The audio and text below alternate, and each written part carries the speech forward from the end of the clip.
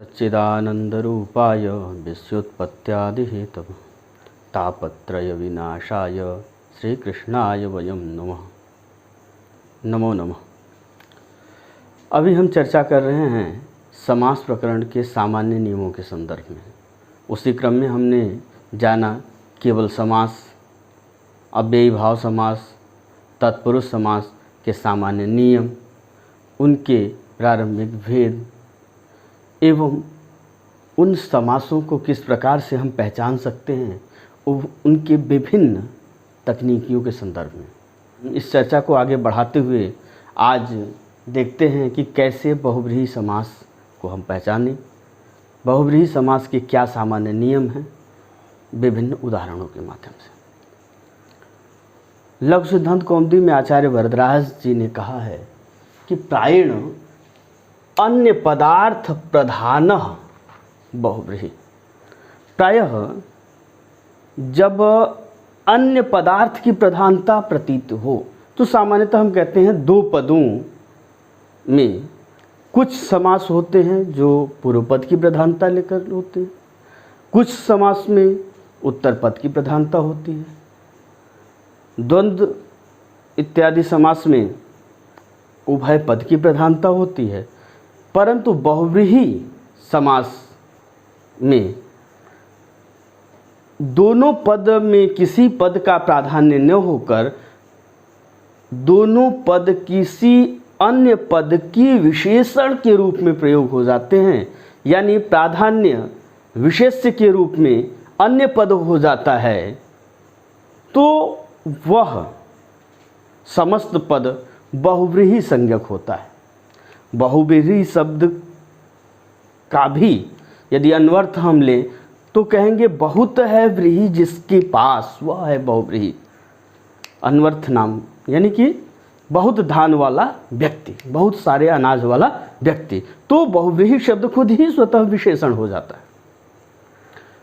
उसी तरह इस समास में भी हमेशा विशेषता या प्राधान्य अन्य पद का हो जाता है। जैसे हम प्रयोग करें पीतांबरः हरिः, तो पीतांबर पीला कपड़ा है जिसका, तो वह विशेषता किसकी हो जाती है? हरि की, विष्णु की। तो दोनों पद पीत और अंबर दोनों किसी एक तीसरे पद, तीसरे व्यक्ति विशेष की विशेषता को बताते। बहुव्रीहि समास के प्रारंभ में अधिकार सूत्रों के संदर्भ में हमने चर्चा की।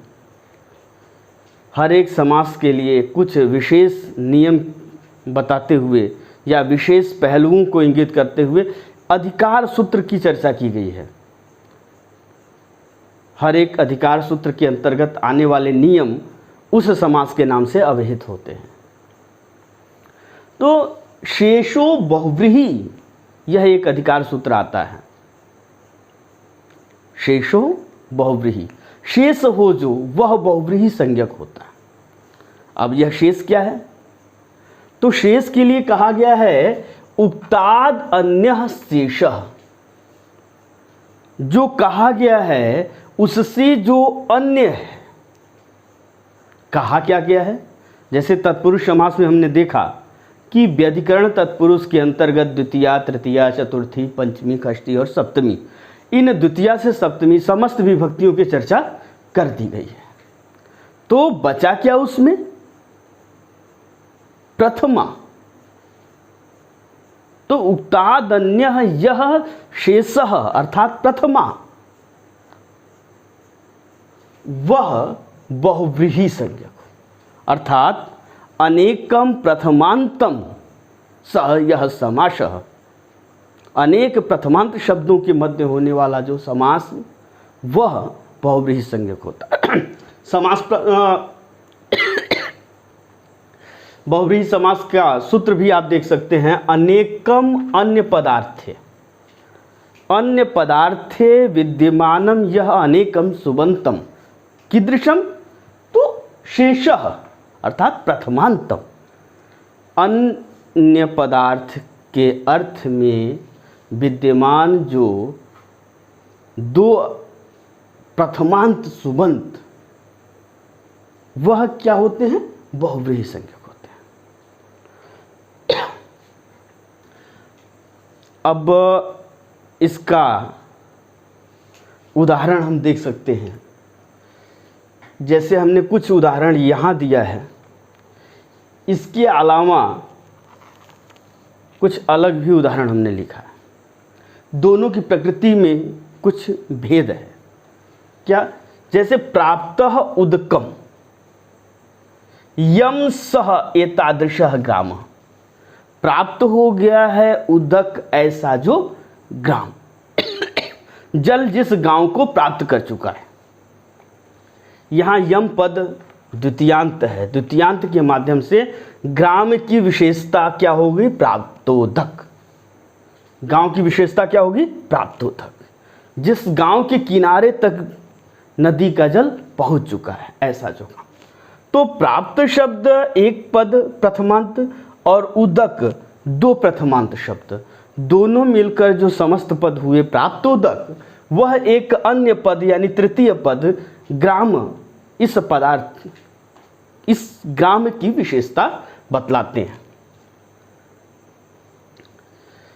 उसी तरह पीतोदकः अश्वः,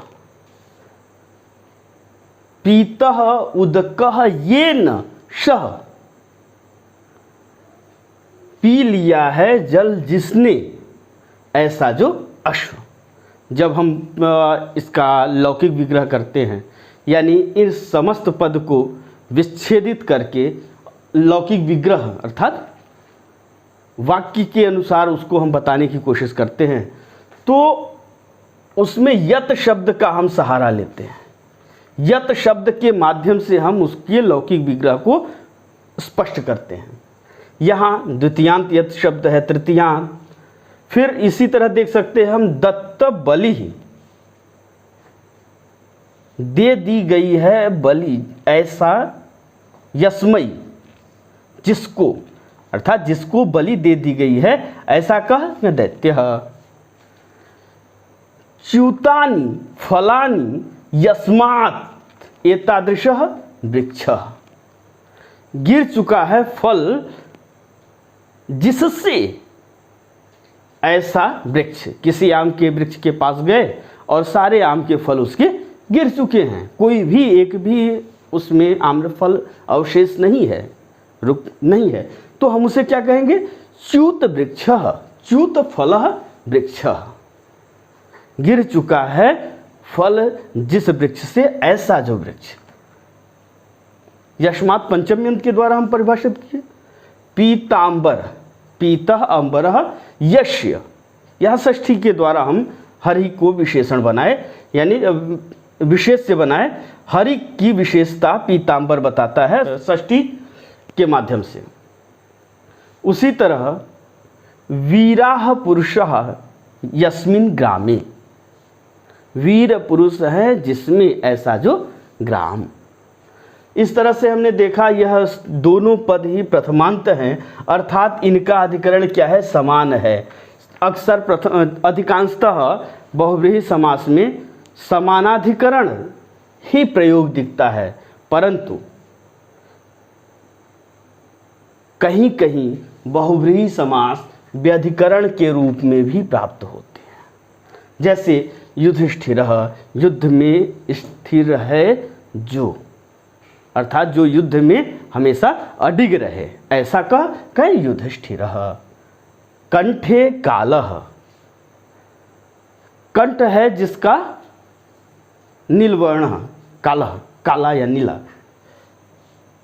त्वचि सारः, चमड़ा है जिसका सार, यानी बांस के लिए, वंश वृक्ष के लिए इसको त्वचि सारः कहते हैं।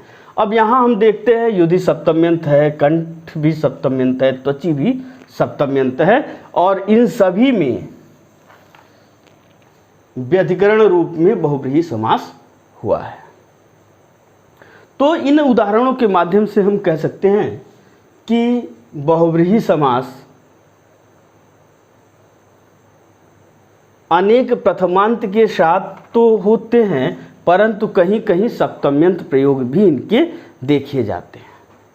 क्योंकि पूर्व प्रयोग जब हम विस्तार से इस बहुव्रीहि समास का अध्ययन करेंगे तो देखने को मिलेगा कि सप्तम्यंत पद और विशेषण पद की पूर्व प्रयोग की बात की जाती है। इसी बहुव्रीहि समास में एक प्रयोग और भी आता है, जैसे कि हमने चर्चा की मध्यम पद लोपी तत्पुरुष। उसी तरह पूर्व पदस्थ उत्तर पद का लोप भी बहुव्रीहि समास में देखने को मिलता है विकल्प से। जैसे प्रपतितानि पर्णानि यस्मात्, प्रपतित है पर्ण, तो प्रपतित में पतित पद का लोप हो जाता है, प्रपर्ण बनता है और विकल्प से प्रपतित पर्ण भी बनता है। उसी तरह नए तत्पुरुष हम देखें, उसी नए तत्पुरुष में यदि नए अविद्यमानार्थक हो तो यहाँ पर पूर्व पदस्थ उत्तर पद लोप होते हुए बहुव्रीहि समास देखने को मिलता है। अविद्यमानः पुत्रः यस्य या यस्याः माता, क्योंकि हम स्त्रीलिंग पुल्लिंग दोनों नपुंसक लिंगों में भी विशेष्य के अनुसार विशेषण का प्रयोग हम कर सकते हैं। तो यस्य या यस्या, जिसका पुत्र विद्यमान न हो, तो न विद्यमान यह नय अस्त्यर्थक है।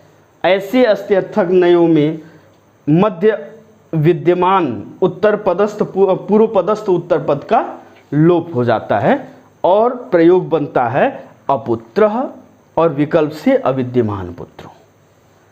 इस तरह हम देखते हैं कि बहुव्रीहि समास वस्तुतः अन्य पद के अर्थ की प्रधानता बतलाता है। यह अनेक प्रथमांत पदों का समास होता है, अर्थात समानाधिकरण रूप में यह प्राप्त होता है। इसके लौकिक विग्रह के माध्यम से हम इस समास को पहचान सकते हैं। यत् शब्द के माध्यम से इसका लौकिक विग्रह होता है, परंतु अपवाद स्वरूप कुछ प्रयोग इसके व्यधिकरण प्रयोग भी देखने को मिलते हैं। व्यधिकरण प्रयोग जो देखने को मिलते हैं वह सप्तम्यंत प्रयोग होते हैं और साथ ही साथ उत्तर पद पूर्व पदस्थ उत्तर पद लोप के भी कुछ उदाहरण दृष्टिगोचर होते हैं। इस तरह से हम बहुव्रीहि समास आज के इस वीडियो में आपको सामान्य रूप से बताने की कोशिश की। अगली वीडियो में हम आपके लिए द्वंद्व समास के सामान्य नियम और उनके कुछ उदाहरणों के माध्यम से उसके भेदों को समझने की कोशिश करेंगे। तब तक के लिए धन्यवाद। नमो नमः।